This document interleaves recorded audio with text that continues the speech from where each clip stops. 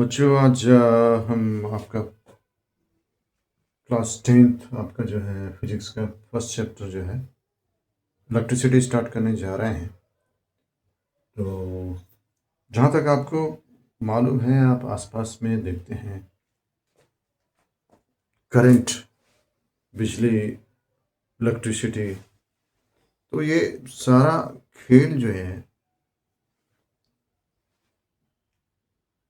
किसी मेटल में, जो कंडक्टिंग मेटल होते हैं, उसमें सारा खेल इसमें इलेक्ट्रिसिटी का जो है वो इलेक्ट्रॉन्स के फ्लो का है, जो एटम्स में होते हैं, जिसके न्यूक्लियस में प्रोटॉन होता है और उसके राउंड जो है इलेक्ट्रॉन्स मूव करते हैं।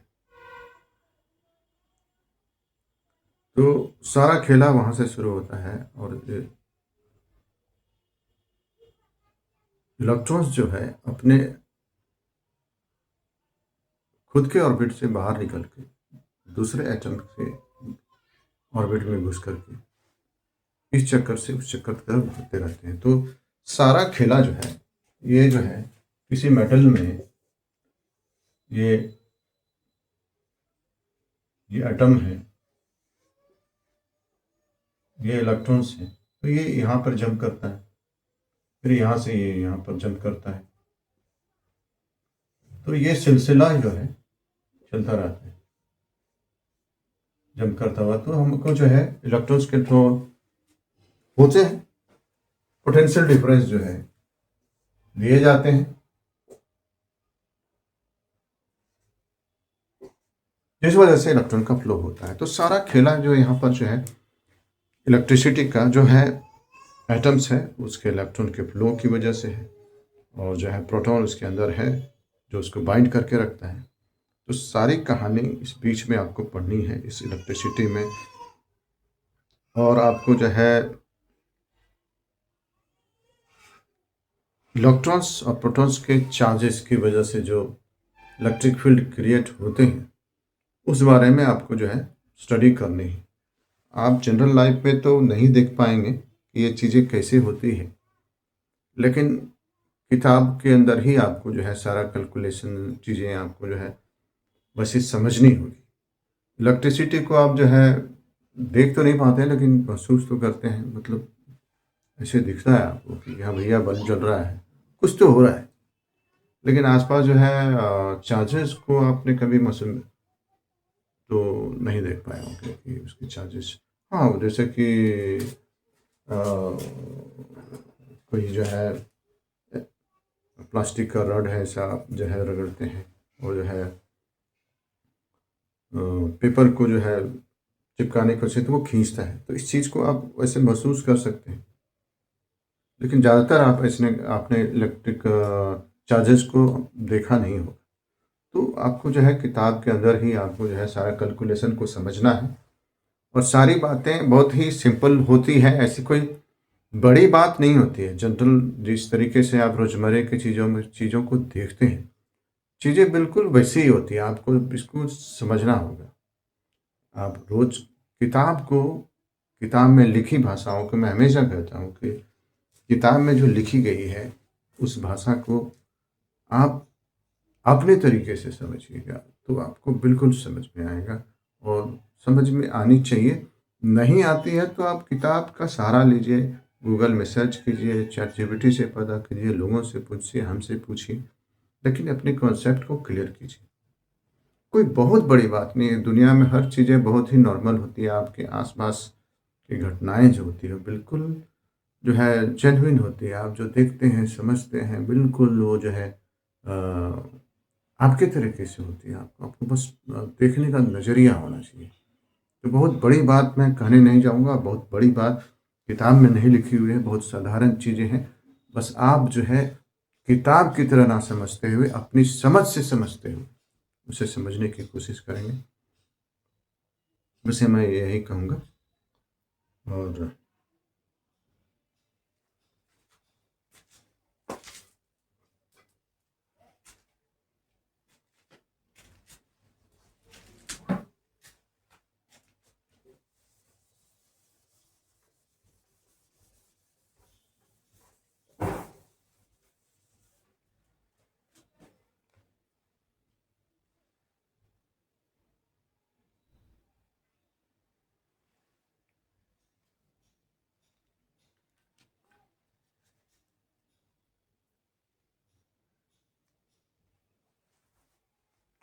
तो आगे बढ़ते हैं। जैसे कि कुछ चीज़ें हैं हमारे नोट्स जो लिखी गई हैं, मैं आपको जो है ब्लैक बोर्ड पे तो आपको व्हाइट बोर्ड में दिखा नहीं पाऊंगा क्योंकि मेरे पास इंटरेक्टिव बोर्ड नहीं है, जिस वजह से मैं आप लोगों से हमेशा रिक्वेस्ट करता हूँ कुछ सपोर्ट मिल जाती है तो बहुत अच्छा होता है, फाइनेंशियल सपोर्ट की। तो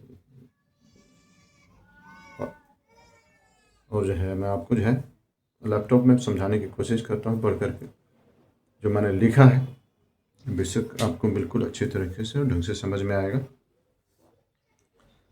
So electricity play a vital role in my daily life, just like oxygen is essential for living. For morning, night, most activities depends on the electricity either directly, indirectly.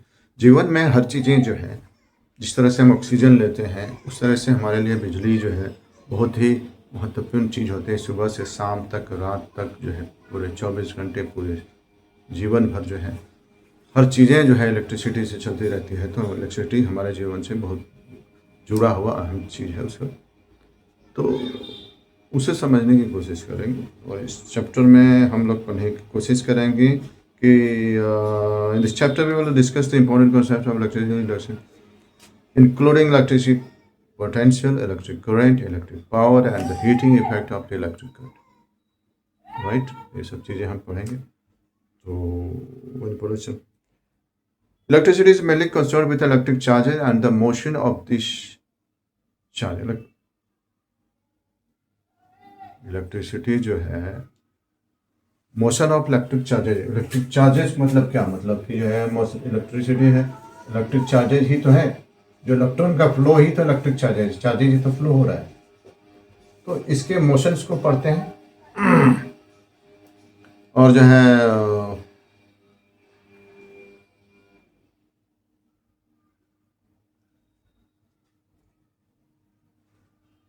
when the potential difference is created between the 2 points, electric charges start flowing.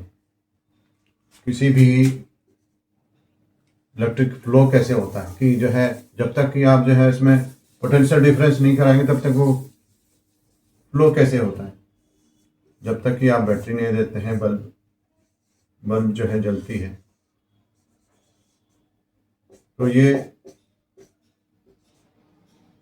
Electron का flow जो है, वैसे तो electricity plus से minus जाती है, electron ऐसे flow हो रहा होता है। तो आपको जो है कोई भी चीज़ है तो electron charger on body produce due to the transfer of electrons from one electricity is mainly concerned with the electric charges and the motion of these charges.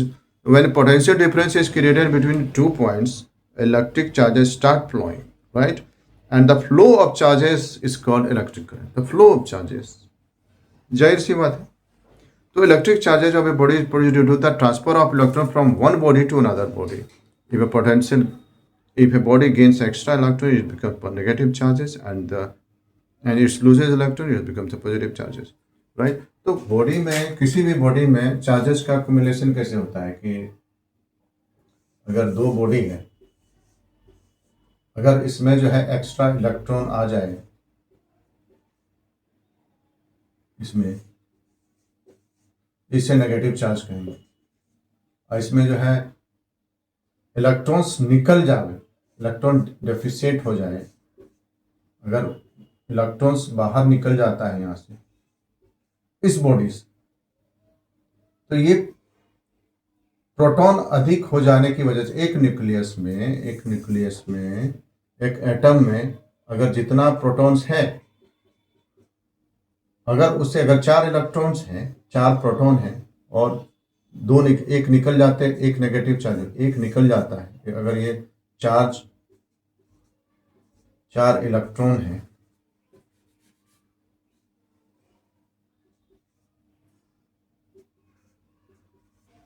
4 electron है और 4 प्रोटॉन है, अगर एक निकल जाता है, एक इलेक्ट्रॉन तो 1 पॉजिटिव चार्ज हो जाता है,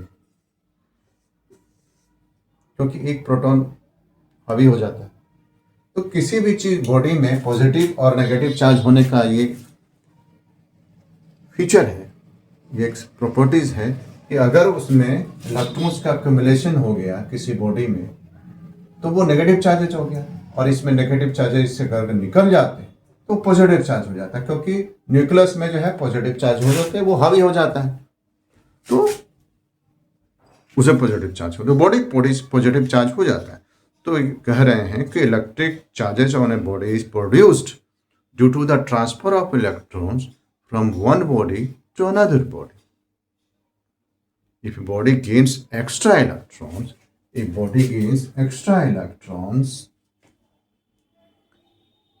becomes negatively charged. And if it loses electrons, it becomes positively charged. तो आपको समझ में आया कि पॉजिटिव चार्ज और नेगेटिव चार्ज कैसे क्रिएट होता है, ऐसे होता है। तो एग्जांपल्स जो हम लोग लेते हैं कि जैसे कि प्लास्टिक का स्केल है,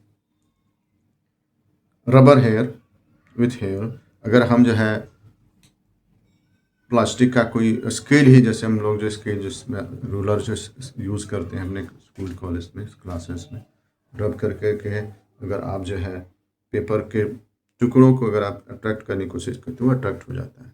ऐसा क्यों होता है? क्योंकि जो when the plastic scale of is rubbed with dry hair, electrons get transferred from the hair. Electron gets transferred from the hair to the plastic scale.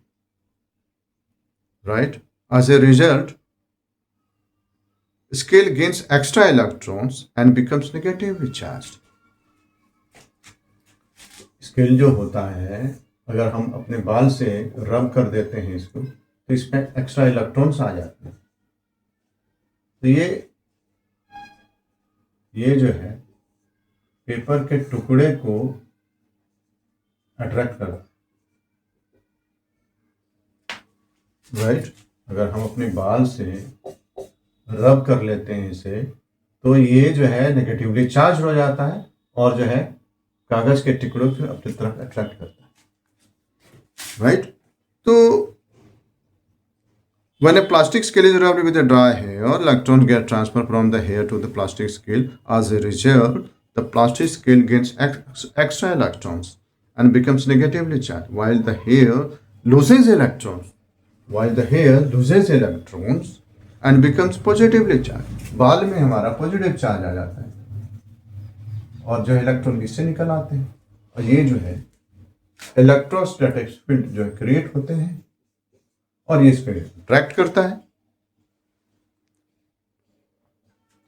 When the charged plastic scale is brought near tiny pieces of paper, it attracts due to the electrostatic forces, right? तो glass rod और ebonite rod के बारे में भी ऐसे होते हैं। Similarly, when the glass rod is rubbed with a silk cloth, electrons are transferred from the glass rod to the silk. Hence, the glass rod becomes positively charged. Similarly, when the ebonite rod is rubbed with a woolen cloth, electrons are transferred from the woolen cloth to the ebonite rod. Therefore, the ebonite rod becomes negatively charged. In both cases, these charged bodies acquires the ability to attract small pieces of the paper and are said to be electrically charged. Right?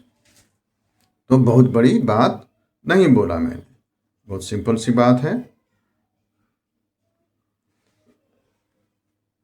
Why do charged objects attract paper pieces? Why do, my question arises, that why do charged objects attract paper pieces? The tiny pieces of paper are initially neutral. When a charged object is brought near them, it induces opposite charges on the nearer side of the paper pieces.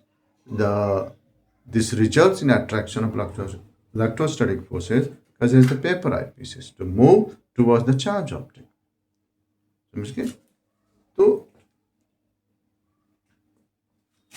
Paper का जो pieces होता है, जो छोटा छोटा pieces होता है, अगर ये पीसेस है तो इसके साइड में चार्जेस जो है इंड्यूस हो जाते हैं, right? Paper initially neutral, actually जब ये electric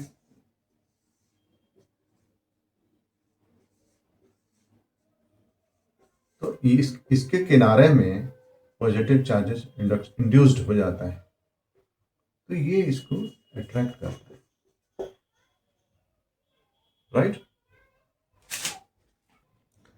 so why electric charges are created, तो कैसे क्रिएट होता है आपको समझ में आ गया कि जब जो है इलेक्ट्रॉन्स का ट्रांसफर वन बॉडी से दूसरे बॉडी में हो जाता है, वो जो इलेक्ट्रॉन्स लूजली बॉन्ड होते हैं वो वन बॉडी से दूसरे बॉडी में जाता है, तो वो नेगेटिवली चार्ज हो जाता है, जिससे वो निकल के जाता है उससे पॉजिटिव चार्ज होता है। तो इलेक्ट्रिक चार्जेस कैसे क्रिएट होते हैं, तो ऐसे क्रिएट होते हैं, राइट। तो पॉजिटिव तो टाइप ऑफ इलेक्ट्रिक चार्जेस कौन से हो गए, पॉजिटिव चार्ज और नेगेटिव चार्जेस। हमने उसे नाम दिया है जो इलेक्ट्रॉन्स ट्रांसफर हो गए होते हैं, जिसमें इलेक्ट्रॉन्स का अक्यूमुलेशन जिसमें हो जाता है, एक्सेसिव इलेक्ट्रॉन्स जिस बॉडी में होते हैं, एक्सेसिव इलेक्ट्रॉन्स जिस बॉडी में एक्सेसिव इलेक्ट्रॉन्स हो जाते हैं, राइट, इसे नेगेटिव चार्ज कहते हैं। और जिसमें जो है डेफिशिएट हो जाता है, निकल आ जाता है इलेक्ट्रॉन्स, वो पॉजिटिव चार्ज हो जाते हैं, ये पॉजिटिव बॉडी कहलाते हैं। इसलिए ये बॉडी जो है ये नेगेटिव चार्ज कहलाएगा और ये पॉजिटिव चार्ज कहलाएगा।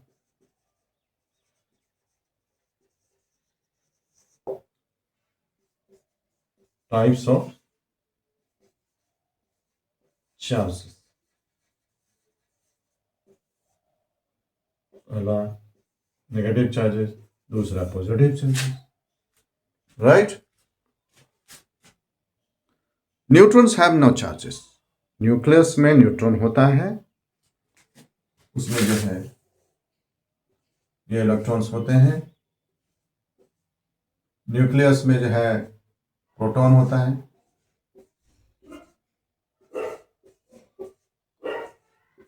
न्यूट्रॉन भी होता है, ये पॉजिटिव चार्ज होते हैं न्यूक्लियस। कुछ जो है न्यूक्लियस में जो है प्रोटॉन भी होते हैं, जो नेगेटिव, जो न्यूट्रल होते हैं इसमें कोई चार्जेस नहीं, right. How electric charges are created, तो आपको समझ में आ गया, इलेक्ट्रॉन मूवमेंट की वजह से प्रोटॉन, हाँ ये है कि प्रोटॉन मूव नहीं करता है, मूव इलेक्ट्रॉन करता है, जिस वजह से सारा खेला जो है इलेक्ट्रॉन्स की वजह से ही होता है।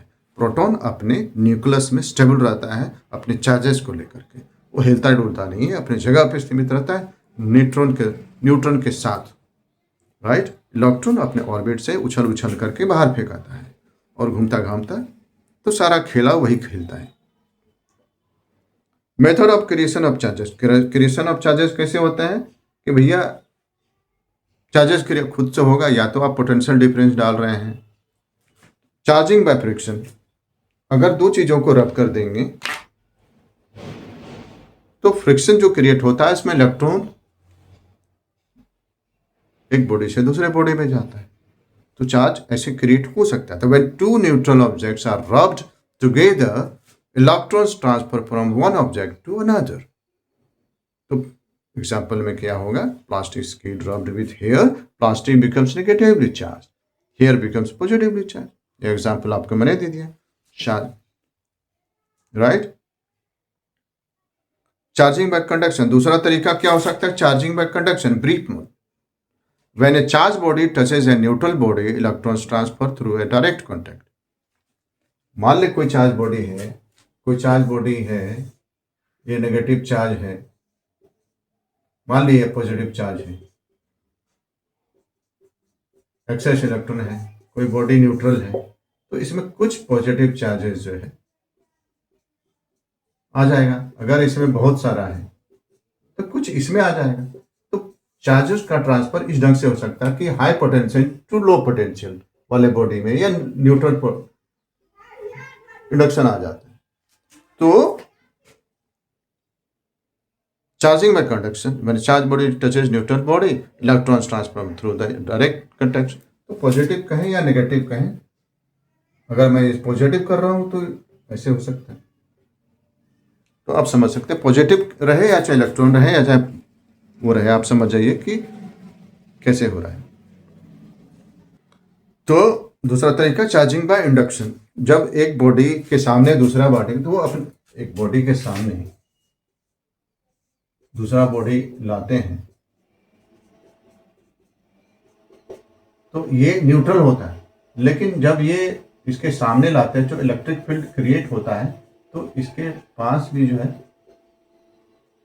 यहाँ पर नेगेटिव हो जाता है, इस पार्ट में पॉजिटिव आ जाता है, इस पार्ट में रहता है न्यूट्रल ही। इलेक्ट्रॉन्स इलेक्ट्रिक फील्ड के क्रिएट होने के बाद इंडक्शन क्रिएट होता है, तो इस ढंग से चार्जेस क्रिएट हो सकते हैं। The charges by induction, when a charged body is brought near a neutral body without touching it, charges rearrange inside a neutral body। तो रीअरेंज करता है, पॉजिटिव इधर आ जाता है, नेगेटिव इधर चले जाता है, इस पार्ट पॉजिटिव हो जाता है, इस पार्ट नेगेटिव हो जाता है। तो इंडक्शन से भी चार्ज क्रिएट हो सकता है। अगला चीज हम पढ़ेंगे कि प्रॉपर्टीज ऑफ इलेक्ट्रिक चार्जेस क्या होते, कैसे होते हैं, तो बिहेवियर क्या होता है इसको समझना है। तो like charges repel each other, like charges होता है एक जैसे चार्जेस जो है, तो ये जो है अपने आप को रिपेल करते हैं, ये इसको जो है रिपेल कर रहा होता है, ये इसको रिपेल कर रहा होता है, चाहे वो नेगेटिव चार्जेज हो, हाँ, ये इसको रिपेल कर रहा होता है, ये इसको रिपेल कर रहा होता है। तो like charges repel each other, repel करता है। Positive charger repel positive, negative charger repel negative, right? The two negative charges plus two negatively charged plastic scale pushes each other away, right? Unlike charger attract each other, unlike charger जो है अगर ये positive है और ये negative है तो ये अट्रैक्ट करता है एक दूसरे को अट्रैक्ट करता है। ये इसको जो है ये इसको अट्रैक्ट करता है और ये इसको अट्रैक्ट करता है, राइट? इसमें अट्रैक्शन होता है।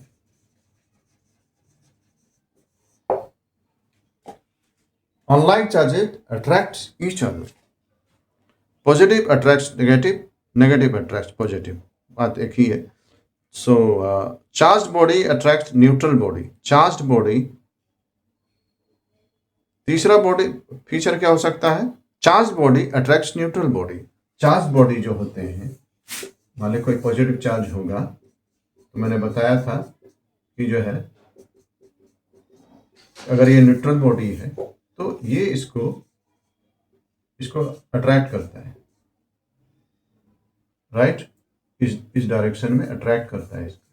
क्यों? क्योंकि यहाँ पर जो पॉजिटिव चार्ज का इंडक्शन हो जाता है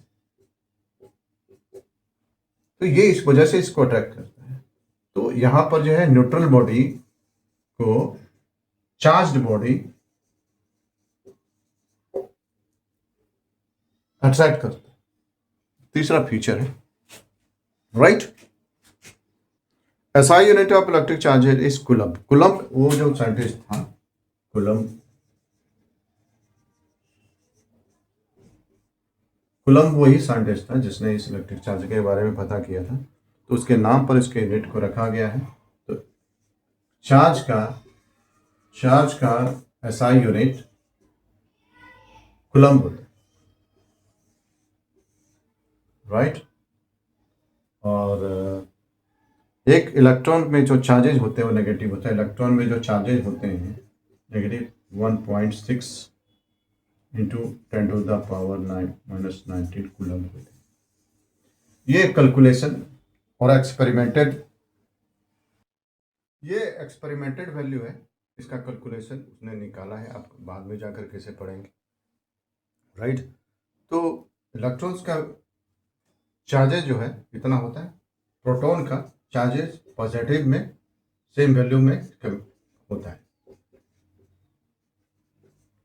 जिस वजह से इलेक्ट्रॉन और प्रोटॉन न्यूट्रल होते हैं। सेम चार्जेज होगा, एटम जो है, एटम में सेम पॉजिटिव और नेगेटिव चार्जेज अगर इक्वल मैग्नीट्यूड में नहीं हो तो बैलेंस कैसे होगा, वो न्यूट्रल होगा कैसे? इस वजह से दोनों का मैग्नीट्यूड बराबर होता है, right? The magnitude of charges on both is equal, but their nature is opposite, right? So what does the value mean? इस वैल्यू का मतलब क्या है? 1.6 into 10 to the minus 3. This is the smallest unit of free electric charges called elementary charges. दुनिया में सबसे छोटा charges इसी को माना गया है. इसके अंदर न्यूक्लियस के अंदर जो है क्वार्क्स का क्या कहते हैं, जो इसके बारे में आप बाद में पढ़ेंगे तो ज़्यादा सोचना नहीं. तो एलिमेंट्री चार्जेस जो है इसी को माना गया है. बेसिक चार्जेस जो होते हैं जो है किसी भी बॉडी में यही होता है. तो पॉजिटिव अगर बॉडी हो, अगर पॉजिटिव बॉडी हो तो अगर ये इसी का मल्टीपल होगा n इंटू क्यू, राइट. अगर चार्जेस की बात करें हम, अगर हम चार्ज की बात कर रहे हैं तो n इंटू ई होगा. ई पॉजिटिव और नेगेटिव. अगर ये पॉजिटिव चार्जेज हैं तो पॉजिटिव वैल्यू में होगा. तो ये क्वांटाइज्ड फॉर्म में होता है. बेसिक जो है ये मल्टीपल फॉर्म होगा 1 2 3 4,000 इतना. तो इसी के मल्टीपल में इलेक्ट्रॉन, ये जो है इलेक्ट्रॉन का जो मैग्नीट्यूडिंग वैल्यू है वही उसका एलिमेंट्री चार्जेज होता है. उससे छोटा वैल्यू का चार्जेज होता ही नहीं है. जितने भी होगा उसी के मल्टीपल में ही होगा. तो चार्जेज अगर ये 5 है तो 5Q हो गया, 5E हो गया. अगर ये पॉजिटिव है तब positive 5 into 1.6 into 10 to the power minus 19 coulomb. इसी क्वांटाइज फॉर्म में अगर चार्जेस का वैल्यू आएगा, वरना फ्रैक्शनल वैल्यू नहीं आ सकता है. इसी के फॉर्म में, इसी के मल्टीपल में वैल्यू होती है, क्वांटाइज फॉर्म में आता है. इसीलिए इसको वैल्यू को एलिमेंट्री चार्जेस करते हैं, बेसिक चार्ज के फंडामेंटल चार्जेस करते हैं. जो इलेक्ट्रॉन का वैल्यू होता है, जो प्रोटॉन का मैग्नीट्यूड होता है, उसी फॉर्म में. So charges is quantized. Any charges on the body always integral multiple of this value. Integral value मैंने बताया तो Q इक्वल टू एन. इसी का जो है मल्टीपल में ही चार्जेस का वैल्यू आया, राइट. अब ये पूछ सकते हो कि भैया ये 1 कूलम का चार्जेस कितना होता है. तो उसका कैलकुलेशन है और एक्सपेरिमेंटल वैल्यू बताया गया है 1 कूलम का कि इतना इलेक्ट्रॉन 6.1 कूलम चार्ज वैल्यू जो होगा 6.25 इंटू 10 टू द पावर 18. इतना इलेक्ट्रॉन्स को अक्यूमुलेट करके रखेंगे. इतना इलेक्ट्रॉन्स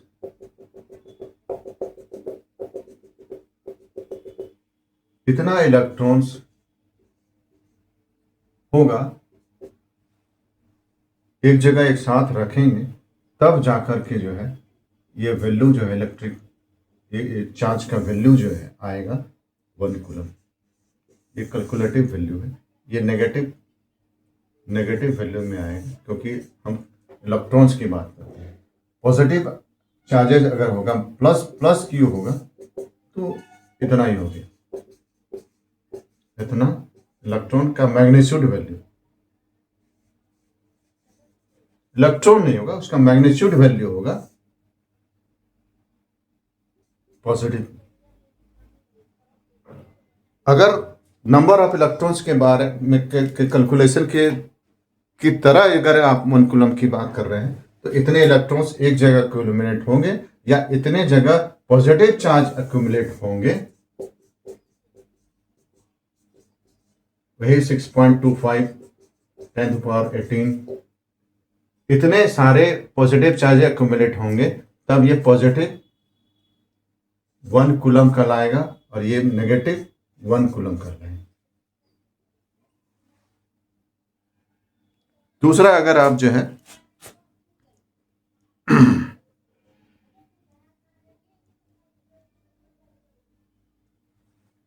फोर्स के कैलकुलेशन में अगर आप 1 कूलम को डिफाइन करना चाहेंगे तो 1 coulomb is the amount of electric charge which when placed at a distance of 1 meter from an equal and similar charge in a vacuum produces a force of repulsion 9.9 into 10 to the power 19 Newton between them.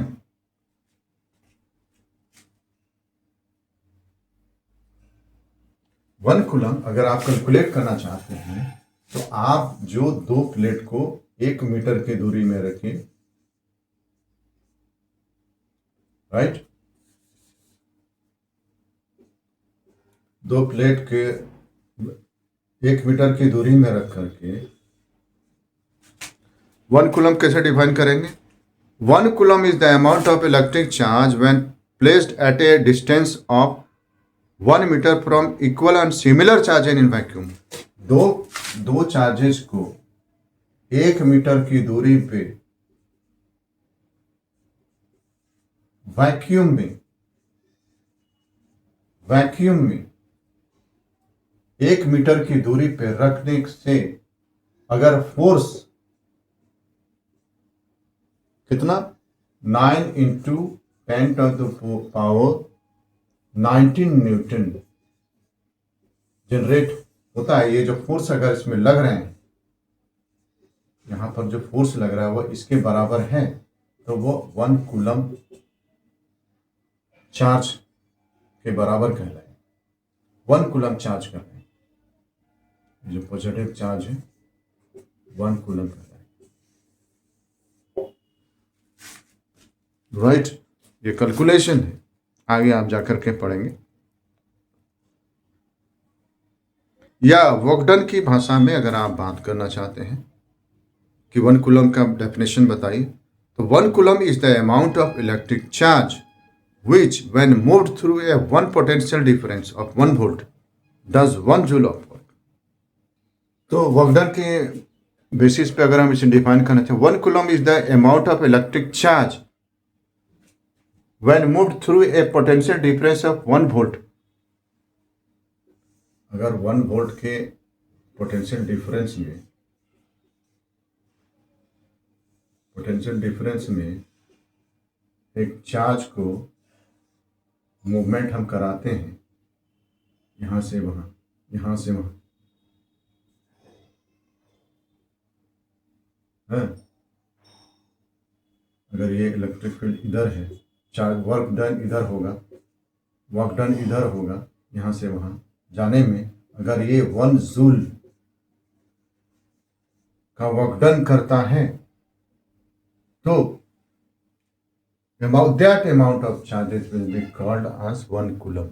1 coulomb is equal to 1 joule। 1 joule 1 volt।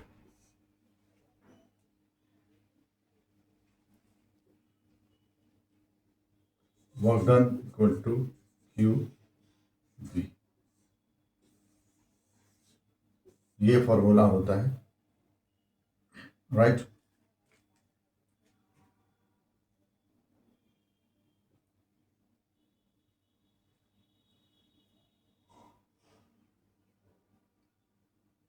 QV, right. तो work done हो गया, Q हो गया W/V। 1 joule by 1 volt gives me 1 coulomb। इस भाषा में अगर आप बात करते हैं तो आई होप आपको अच्छी तरह से समझ में आया हो। कोई क्वेरी होगी तो आप कमेंट में लिख सकते हैं। और थोड़ी सी मुझे दिक्कत हो रही है क्योंकि प्रॉब्लम इंटरेक्टिव बोर्ड मेरे पास है नहीं, तो आई होप थोड़ा सा हेल्प मिल जाता तो बहुत अच्छी रहती। बाकी हम नेक्स्ट चैप्टर हम लोग देखते हैं आगे पढ़ने के लिए इसी चैप्टर में, राइट। All the best.